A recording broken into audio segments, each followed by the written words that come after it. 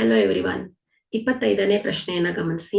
ತ್ರಿಭುಜ ಎಬಿಸಿಯ ಬಾಹುಗಳಾದ AB ಮತ್ತು ಬಿಸಿಗಳು ಹಾಗೂ ಮಧ್ಯರೇಖೆ ಎಡಿಯು ಕ್ರಮವಾಗಿ ತ್ರಿಭುಜ ಪಿಕ್ಯೂಆರ್ ನ ಬಾಹುಗಳಾದ ಪಿಕ್ಯೂ ಮತ್ತು ಕ್ಯೂಆರ್ ಹಾಗೂ ಮಧ್ಯರೇಖೆ ಪಿ ನೊಂದಿಗೆ ಸಮಾನುಪಾತ ಹೊಂದಿದ್ದರೆ ತ್ರಿಭುಜ ಎಬಿಸಿ ಸಮರೂಪಿ ತ್ರಿಭುಜ ಪಿಕ್ಯೂಆರ್ ಎಂದು ಸಾಧಿಸಿ. ಸೊ ಇಲ್ಲಿ ದತ್ತಾಂಶ ತ್ರಿಭುಜ ಎಬಿಸಿ ಮತ್ತು ಪಿಕ್ಯೂಆರ್ ಗಳಲ್ಲಿ ಏನ್ ಹೇಳ್ತಾ ಇದ್ದಾರೆ ಅವರು, A B by P Q, B C by Q R is equal to A D by P M ಆಗಿದೆ, ಅಂದ್ರೆ ಸಮಾನುಪಾತತೆಯನ್ನು ಹೊಂದಿದೆ. ಓಕೆ, ಸೊ ನಾವ್ ಇಲ್ಲಿ ಏನ್ ಪ್ರೂವ್ ಮಾಡ್ಬೇಕು ಮಕ್ಕಳೇ, ನಾವು ತ್ರಿಭುಜ ಎ ಬಿ ಸಿ ಏನಾಗಿದೆ, ತ್ರಿಭುಜ ಪಿ ಕ್ಯೂ ಆರ್ ಗೆ ಸಮರೂಪಿ ಅಂತ ಹೇಳ್ಬೇಕು ಮಕ್ಕಳೇ. ಸೊ ಹಾಗಾದ್ರೆ ಇಲ್ಲಿ ಪ್ರೂಫ್ ಏನು, ಎ ಬಿ ಏನ್ ಹೇಳಿ divided by P Q. Okay, so ಇಲ್ಲಿ ಏನಾಗಿದೆ, ಡಿ ಏನಾಗಿದೆ ಬಿ ಸಿ ಯ ಮಧ್ಯಬಿಂದು ಮಕ್ಕಳೇ. ಓಕೆ, ಅದೇ ರೀತಿ ಎಂ ಕೂಡ ಏನಾಯ್ತು, ಕ್ಯೂ ಆರ್ ನ ಮಧ್ಯಬಿಂದು ಆಯ್ತು.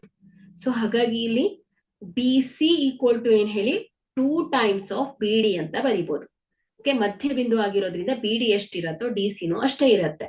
ಸೊ ಹಾಗಾಗಿ B C is equal to ಏನ್ ಹೇಳಿ 2 times of B D.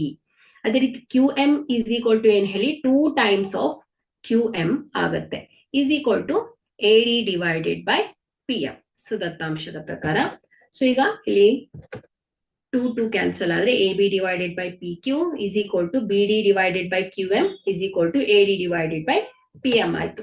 So ಹಾಗಾದ್ರೆ ಇಲ್ಲಿ ನಾವು ಬಾಹು ಸಮರೂಪತೆಯ ನಿರ್ಧಾರಕ ಗುಣದಿಂದ ತ್ರಿಭುಜ ಎ ಬಿ ಡಿ ಮತ್ತು ತ್ರಿಭುಜ ಪಿ ಕ್ಯೂ ಎಂ ಗಳು ಸಮರೂಪಿ ತ್ರಿಭುಜಗಳು ಆದವು ಮಕ್ಕಳು.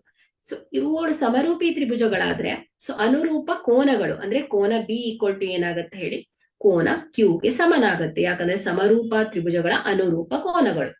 ಓಕೆ, ಸೊ ಈಗಾಗಲೇ ದತ್ತಾಂಶದಲ್ಲಿ ಗೊತ್ತಿರುವಂತದ್ದು ಎ ಬಿ ಸಿ.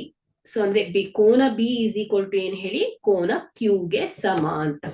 ಸೊ ಹಾಗಾಗಿ ಇಲ್ಲಿ ಈಗ ನಾವು ತ್ರಿಭುಜ ಎ ಬಿ ಸಿ ಮತ್ತು ತ್ರಿಭುಜ ಪಿ ಕ್ಯೂ ಆರ್ ಗಳಲ್ಲಿ ಏನ್ ಹೇಳ್ಬೋದು, ಎ ಬಿ ಡಿವೈಡೆಡ್ ಬೈ ಏನ್ ಹೇಳಿ P Q is equal to B C divided by Q R. So ಎರಡು ಬಾಹುಗಳ ಅನುಪಾತಗಳು ಸಮ. ಹಾಗೆ ಕೋನ ಬಿ ಈಕ್ವಲ್ ಟು ಏನ್ ಹೇಳಿ ಈಗಾಗಲೇ ಹೇಳಿದ್ದೇವೆ, ಕೋನ ಕ್ಯೂ ಆಗತ್ತೆ. ಸೊ ಹಾಗಾಗಿ ಕೋನ ಬಾಹು ಸಮರೂಪತೆಯ ನಿರ್ಧಾರಕ ಗುಣದಿಂದ ಏನ್ ಹೇಳ್ಬೋದು, ತ್ರಿಭುಜ ಎ ಬಿ ಸಿ ಸಮರೂಪಿ ಏನ್ ಹೇಳಿ ತ್ರಿಭುಜ ಪಿ ಕ್ಯೂ ಆರ್ ಆಗಿದೆ. Thank you.